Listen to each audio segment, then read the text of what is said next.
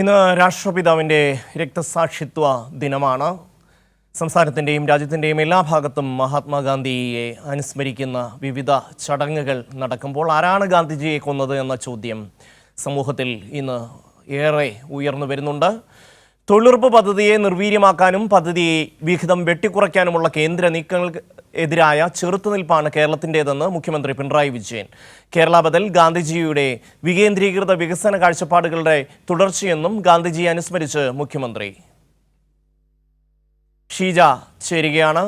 ഷീജ, എന്തൊക്കെയാണ് മുഖ്യമന്ത്രി പറയുന്നത്? തീർച്ചയായും ഷമ്മി, അതായത് ഗാന്ധിജിയുടെ ഓർമ്മകളെ പോലും സംഘപരിവാർ ഇന്ന് ഭയപ്പെടുന്നു എന്നുള്ള കാര്യം മുഖ്യമന്ത്രി ഇതിൽ സൂചിപ്പിക്കുന്നു. അതിനൊപ്പം തന്നെ അതിന്റെ ഭാഗമായാണ് മഹാത്മാഗാന്ധി ദേശീയ ഗ്രാമീണ തൊഴിലുറപ്പ് പദ്ധതിയുടെ പേരിൽ നിന്ന് ഗാന്ധിജിയുടെ പേര് നീക്കം ചെയ്യാൻ അവർ തയ്യാറായത് എന്നുള്ള കാര്യം കൂടിയാണ് മുഖ്യമന്ത്രി ഫേസ്ബുക്ക് പോസ്റ്റിലൂടെ സൂചിപ്പിക്കുന്നത്.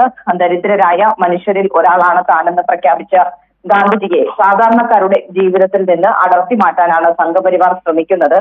തൊഴിലുറപ്പ് പദ്ധതിയെ നിർവീര്യമാക്കാനും ആ പദ്ധതിയുടെ വിഹിതം വെട്ടിക്കുറയ്ക്കാനും കേന്ദ്രം നടത്തുന്ന നീക്കങ്ങളെ കേരളം അത്തരം നീക്കങ്ങൾക്കെതിരെ കേരളം ഉയർത്തുന്ന ബദൽ രാഷ്ട്രീയം അത് ഗാന്ധിജിയുടെ വികേന്ദ്രീകൃത വികസന കാഴ്ചപ്പാടുകളുടെ തുടർച്ച കൂടിയാണ് എന്നുള്ള കാര്യം കൂടിയാണ് മുഖ്യമന്ത്രി ഓർമ്മിപ്പിക്കുന്നത്. ഏതായാലും മതേതരത്വ പൈതൃകത്തെ തകർത്ത് വർഗീയതയുടെ മണിമന്ദിരങ്ങൾ പണിയുന്നവർ അത് രാജ്യത്തിന്റെ വൈവിധ്യങ്ങളെ ഇല്ലാതാക്കാൻ കിരാത നിയമങ്ങൾ നടപ്പിലാക്കുക കൂടിയാണ്. ഭിന്നാഭിപ്രായങ്ങളെ അടിച്ചമർത്തുന്ന ഏകാധിപത്യ പ്രവണതകൾക്കെതിരെ നാനാത്വത്തിൽ ഏകത്വം എന്ന ഇന്ത്യൻ റിപ്പബ്ലിക്കിന്റെ അടിസ്ഥാന ശില സംരക്ഷിക്കാൻ നാം പ്രതിജ്ഞാബദ്ധരാകണം എന്നുകൂടിയാണ് മുഖ്യമന്ത്രി ഈ ഒരു ഘട്ടത്തിൽ ഓർമ്മിപ്പിക്കുന്നത്.